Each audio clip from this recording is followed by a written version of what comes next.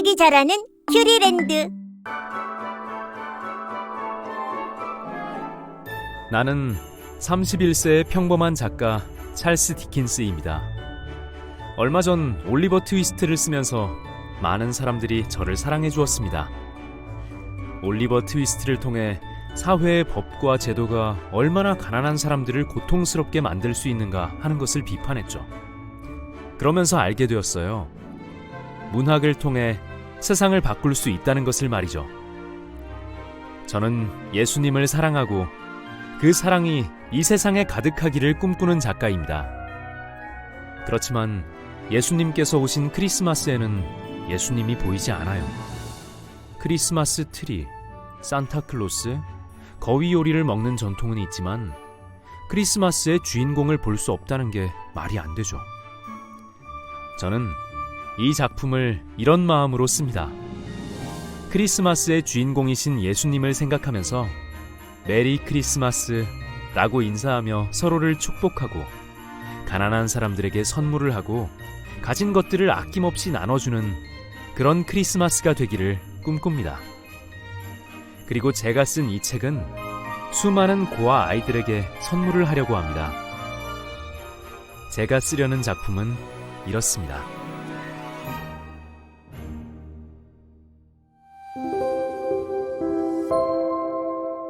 크리스마스 캐럴. 스크루지와 말리는 친구였고 함께 사업을 했던 동료였다. 친구 말리가 죽은 뒤 스크루지는 혼자 사업을 이끌어갔다. 스크루지는 돈을 위해서라면 피도 눈물도 없는 사람이었다. 크리스마스 이브에도 그는 즐기는 것을 몰랐고 일만 했다.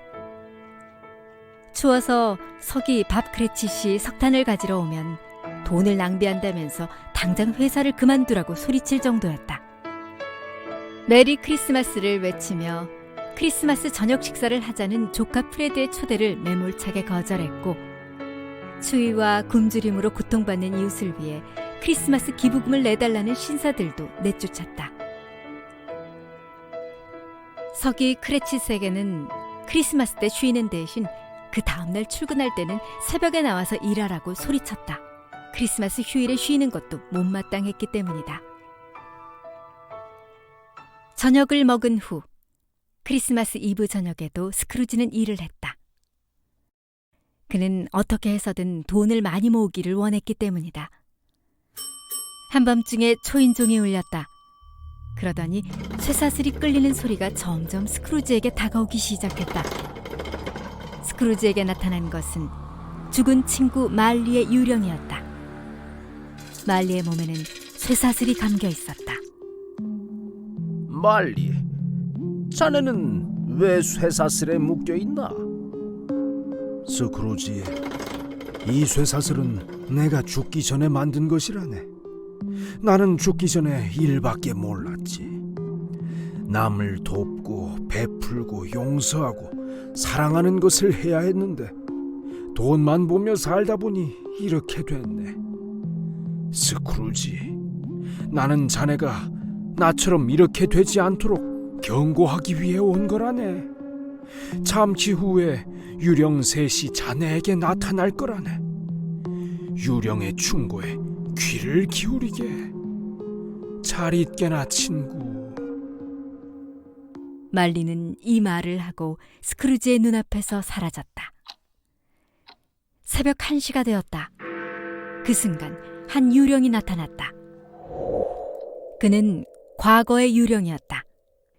과거의 유령은 스크루지의 젊은 시절을 보여주었다. 젊은 스크루지와 그의 연인이 대화를 나누고 있었다. 그 여인은 눈물을 흘리며 스크루지에게 말했다. 저는 돈에게 당신을 빼앗겼어요. 당신은 돈이라면 무엇이든 하고 있어요. 돈을 위해 영혼을 팔아버렸고 성격도 변했어요. 당신은 예전의 스크루지가 아니에요. 그 여인은 스크루지를 떠났다. 이 장면을 보던 늙은 스크루지는 과거에 사랑했던 여인이 자신 때문에 떠났다는 것을 알고 너무나 괴로웠다. 과거의 유령은 지금 스크루지가 보는 것이 환상이 아니라 사실을 보여주는 것이라고 말했다. 괴로워하는 스크루지의 곁을 과거의 유령이 떠났다. 잠시 후 두 번째 유령이 스크루지에게 다가왔다. 그는 현재의 유령이었다. 현재의 유령은 스크루지를 데리고 어디론가 날아갔다. 그곳은 서기 크레칫의 집이었고 크리스마스 파티를 하고 있었다.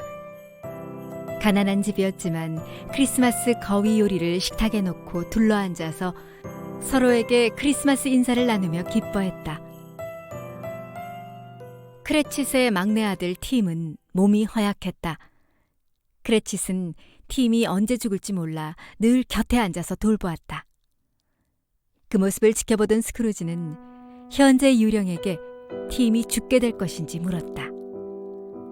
현재 유령은 만일 미래 유령이 현재를 바꾸지 않는다면 어린 팀은 죽을 거라고 말했다. 그 순간 크레칫은 가족들에게 크리스마스 파티를 할 수 있도록 해준 스크루지 사장님을 위해 축복하자고 제안했다. 그러자 크레칫 식구들의 표정이 모두 어두워졌다. 그들은 스크루지가 얼마나 돈에 미쳐 있는지, 얼마나 크레칫에게 인색하게 대했는지 알고 있었기 때문이다.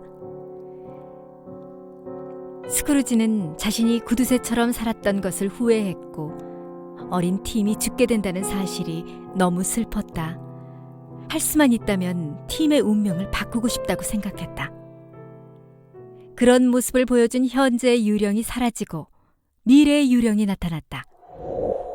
미래의 유령은 스크루지를 시내 한가운데로 인도했다. 사람들이 말하는 소리가 들렸다.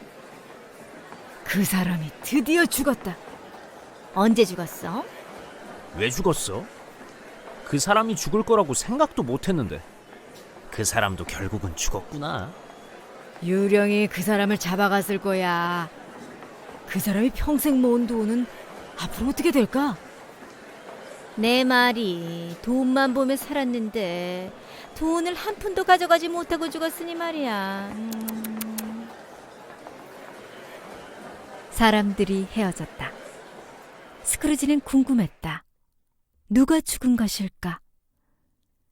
그들은 어떤 방으로 이동했다. 그곳에 침대가 있었고 한 사람이 죽어 있는데 이불이 머리까지 덮여 있어서 그가 누구인지 볼 수 없었다. 그 주변의 사람들은 아무도 그의 죽음에 관심이 없었고 누구도 슬퍼하지 않았다. 스크루지는 누군가 죽어 있는데 아무도 슬퍼하지 않는 모습을 보며 너무 두려웠다. 자신이 죽는다면 아무도 슬퍼하지 않을 것 같았기 때문이다. 스크루지는 미래의 유령에게 물었다. 이 침대에 누워있는 시체는 누구입니까? 미래의 유령은 그를 공동묘지로 데리고 갔다. 미래의 유령은 한 무덤을 가리켰다. 그 무덤의 묘비에는 에버니저 스크루지라고 적혀 있었다. 바로 스크루지 자신의 무덤이었다. 스크루지는 너무 놀랐다. 지금까지 돈을 위해 살아왔는데 자신이 죽을 때 아무도 슬퍼하지 않고 이렇게 쓸쓸하고 허무하게 죽는 자신의 모습이 너무 충격적이었다. 스크루지는 미래의 유령에게 울면서 간청했다. 어떻게 하면 미래를 바꿀 수 있는지 물었다. 미래의 유령은 자신은 미래를 보여줄 뿐 할 수 있는 것은 없다는 듯 아무 말도 없었다. 스크루지는 눈물을 흘리며 이렇게 기도했다. 하나님, 이제 진심으로 이웃을 사랑하고 가난한 사람들을 도우며 친절하게 살겠습니다. 지금까지 배웠던 성경 말씀의 가르침을 생활 속에서도 실천하며 살겠습니다. 이렇게 비참하고 쓸쓸한 모습으로 죽음을 맞이하고 싶지 않습니다. 한 번만 더 기회를 주신다면 하나님의 뜻에 맞는 그런 사람이 되겠습니다. 기도를 하다가 잠이 들었는지 눈을 떠보니 스크루지는 침대에 누워 있었다. 스크루지는 창문을 열었다. 지나가는 아이에게 오늘이 무슨 날이냐고 물었다. 그날은 크리스마스 아침이었다.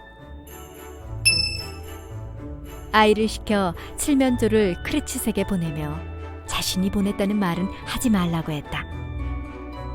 다음 날 크레치색에 월급을 올려주면서 그의 아들 팀에게 양부가 되겠다고 했다. 사람들은 완전히 변한 스크루지를 보며 기뻐했다.